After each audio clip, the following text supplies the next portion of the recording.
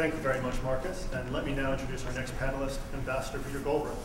Formerly the U.S. Ambassador to Croatia, he has held senior positions in the U.S. government and the United Nations. He is the author of the critically acclaimed book, The End of Iraq, How American Incompetence Created a War Without End, and currently serves as a senior diplomatic fellow at the Center for Arms Control and Nonproliferation. Ladies and gentlemen, Peter Goldberg. Sam, thank you, and thanks to the World Policy Institute for hosting this event. I hate to begin by disagreeing with my fellow panelists, Marcus, but I'm going to have to. You said that President Bush did not do what he said in his campaign, and I think that's wrong. And for example, in his campaign, he said, "We don't do nation building." My God, he was completely right. And Donald Rumsfeld said, in February 14, 2003, the way that we will approach Iraq will be nothing like what the Clinton administration did in the Balkans. And he was completely right. So I think you've been very unfair. Let me discuss the U.S. strategy toward Iraq. And let me begin by saying, toward Iran, that we have to begin this discussion by casting our minds back into into 2003, the time of the Iraq War and its immediate aftermath. The Iraq War, I argue, was above all an ideological exercise. It was a belief that the United States could transform Iraq into a model Middle Eastern democracy, that basically this was going to be a 1989 moment. The dominoes would fall. I quote Paul Wolfowitz in my book, talking about, for example, the fact that the Shiites in Iraq would now be living in a country liberated by the United States, a democracy which was also the home of the holiest cities of Shia Islam, Najaf and Karbala, and therefore would be a subversive force as against the mullahs in Iran, because it would be an alternative center for Shia Islam. And I think that very much reflects the thinking that lay significantly behind the Iraq War,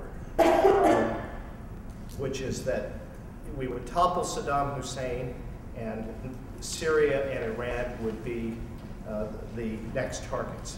And that belief that we can and should change the regime in Iran, and that analysis that the regime in Iran is another version of Saddam Hussein, that is something that has a very fragile base that can be easily toppled, and obviously different character, I think is an important part of this Iran debate. It has all been discussed as if it were about nuclear weapons, which clearly is important. But the notion that we would want to get rid of this theocracy and bring democracy to the Iranians is also part of it. Incidentally, you can see that very clearly in Bush's second inaugural address, the freedom agenda. And I don't think that for this administration that has been empty rhetoric in terms of what they believe. Obviously, less impressive in the results. Now, I was struck this year, although Marcus, you, having looked at this carefully, do point out that Iran was part of the Iraq debate from the beginning of the surge, as far as this administration goes. But I thought it changed significantly with the speech that President Bush gave on the 28th of August in Reno, Nevada, in which he basically recast the case for the Iraq War in terms of Iran. Before, the case for the Iraq War had been, obviously it begun with weapons of mass destruction, bringing democracy to the Iraqi people, and then in the last couple of years, the case has been all the bad things that would happen if we lost. And the specific bad image was that the terrorists would win. The vision was Saigon 1975 with Osama bin Laden taking over the Republican palace in Baghdad.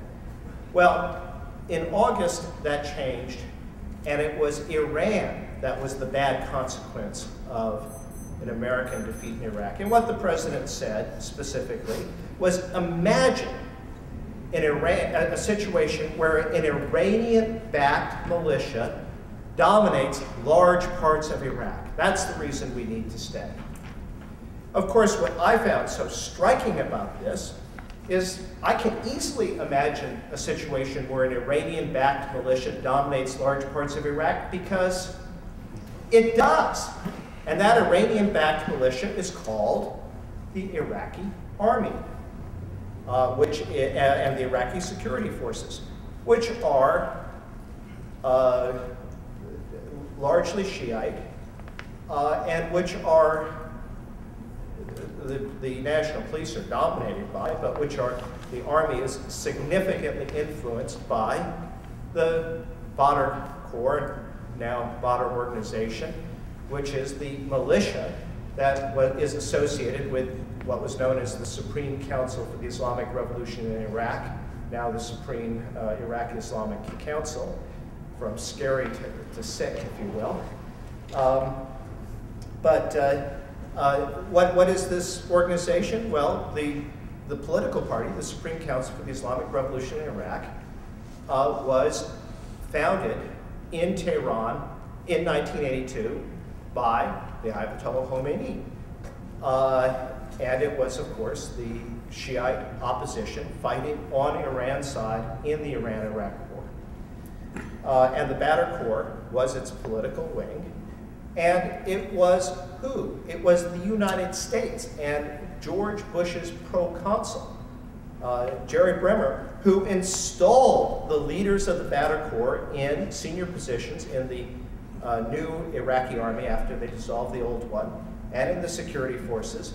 And it was the elections that the U.S. sponsored, I think, democratic elections, I'm not, this waving of the purple fingers was genuine, that enabled the Iranian-supported parties in Iraq to take the dominant position in the government, and in the period immediately after the elections, to take over the Ministry of Interior and to appoint and to have the head of the Badr Corps, Bayan Jabr, become the Minister of Interior, and to basically fill the national police with cadres from this Iranian-created, funded militia, trained with the closest possible links.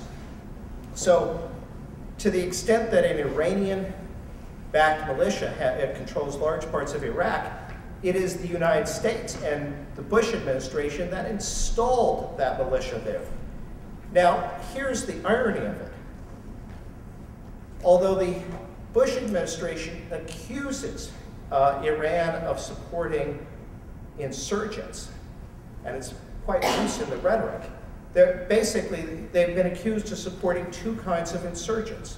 On the one hand, Al-Qaeda, and on the other hand, the Mahdi army of radical Shiite Muqtada al-Sadr. But in the struggle among Iraq Shiites, Sadr is, if you will, the Iraqi nationalist, the anti-Iranian Shiite leader, whereas Hakim of scary, now sick, Badr Corps is the one that has been most closely aligned with Iran. The further irony is that the United States and President Bush have been, they are constantly in touch with Hakim. He's a visitor to the White House. We are supporting Hakim, the Shiite leader closest to Iran, against Sadr. So, in effect, the United States is supporting the Iranian candidate against the anti-Iranian Shiite leader.